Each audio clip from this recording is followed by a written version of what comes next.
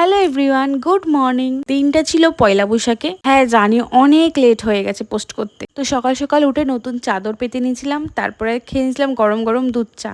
আর ব্রেকফাস্টে ছিল ডিম আলু দিয়ে একটা ভুজিয়া টাইপের। আর এটা ট্রাস্ট মি আমার খেতে এত ভালো লাগে। তার সাথে যদি সস থাকে, জাস্ট ইয়াম্মি।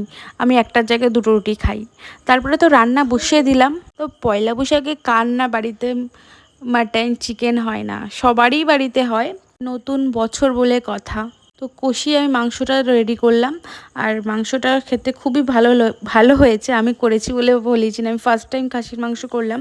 আর এখানে বিরিয়ানিও ছিল। ফার্স্টে একটু সাদা ভাত দিয়ে ট্রাই করেছিলাম। আমার বিরিয়ানির থেকে সাদা ভাত দিয়ে মাংসটা বেশি টেস্টি লেগেছে। খাসির মাংসের সাথে চর্বি না হলে আমার ঠিক জমে না। তার সাথে নিয়েছিলাম চর্বি। আর সন্ধ্যাবেলা একটু ঘুমিয়ে পড়েছিলাম বিকেলবেলার দিকে খেয়ে দিয়ে। আর এখানে এনেছিলাম বড় ননদ ইডলি আর ধোসা। তারপরে গেছিলাম আমরা তিনজন মিলে হালখাতা করতে। ওরা হালখাতা করেছিল একটা দোকান বাকি, তাই আমাকে নিয়ে গেছিলো। দ্যাটস ইট, ভিডিওটা এই পর্যন্ত। বা